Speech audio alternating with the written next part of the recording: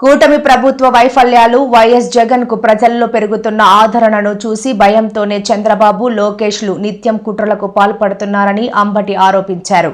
YS Jagan ని వైఎస్ఆర్ కాంగ్రెస్ పార్టీని target గా చేసుకుని 7 నెలలుగా ప్రతిరోజు పచ్చి అబద్దాలతో అద్భుతమైన కథలను అల్లి తమ అనుకూల మీడియా ద్వారా ప్రచారం చేస్తున్నారని అన్నారు.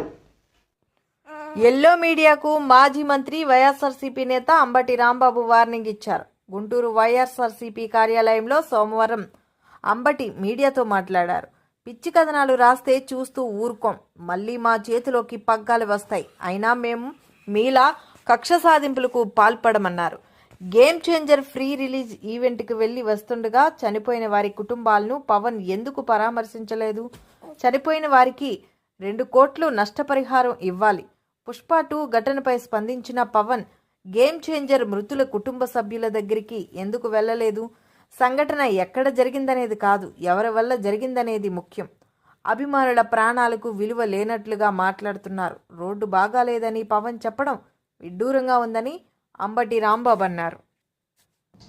రిజిస్టర్ చేయించుతున్నారు. నిన్న మొన్న ప్రచారం జరిగింది. ఇబ్రహీంపట్నంలో ఒక సబ్ రిజిస్ట్రారు లేఖ రాశాడని, అదేదో చిన్న చిన్న ఛానల్స్లో వచ్చింది. అక్కడ ఇక్కడ ఏదో 0.5%, 5%, 2%, 1% ఉన్న బుడ్డ ఛానల్స్ ఉన్నాయి కొన్ని. వాటిలో విస్తృతంగా తిప్పారు. తిప్పి తరువాత మెయిన్ స్ట్రీమ్లో ఉన్నటువంటి తెలుగుదేశానికి సంబంధించినటువంటి పత్రిక ఈనాడు, దాంతోపాటు మరొక పత్రిక, ఈ పత్రికలు మళ్ళా దాన్ని తెర మీదకు తీసుకొచ్చి ఫస్ట్ పేజీలో వార్తలు రాశారు.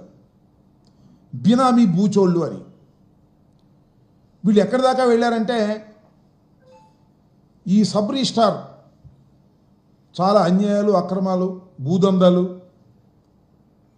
దొంగ రిజిస్ట్రేషన్సు విశాఖపట్నంలోవి, రాజమండ్రిలోవి, ఇబ్రహీంపట్నంలో ఉన్నటువంటి చోట, అనేక చోట్ల ఇవన్నీ చేశారు. దీని వెనకాల ఎవరో చీమకుర్తి శ్రీకాంత్ ఉన్నాడు.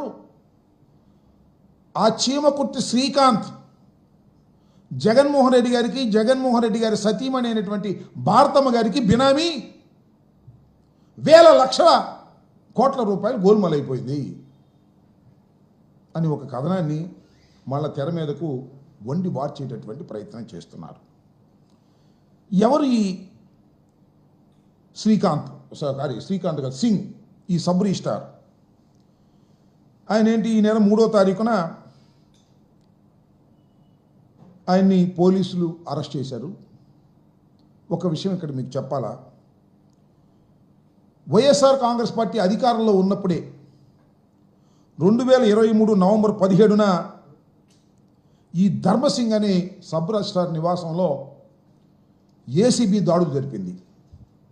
ఇతను ఆదాయానికి మించినటువంటి ఆస్తులు ఉన్నాయని, అవినీతి విచ్చలవిడిగా చేస్తున్నాడనేటువంటి ఆరోపణలు రావడంతో 2023 నవంబర్ 17వ తారీఖున, అంటే వైఎస్ఆర్ కాంగ్రెస్ పార్టీ అధికారంలో ఉన్నప్పుడు ఈయన మీద ఏసీబీ దాడులు చేసింది.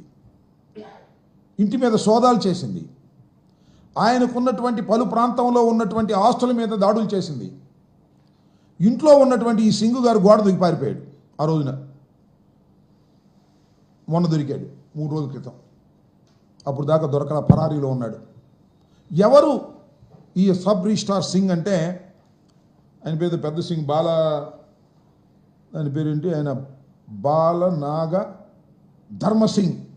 ఈయనేంటి ఆయన కథ అంటే, 2014 నుంచి 2019 వరకు విజయవాడ ప్రాంతంలోనే సబ్ రిజిస్ట్రార్గా ఉన్నారు.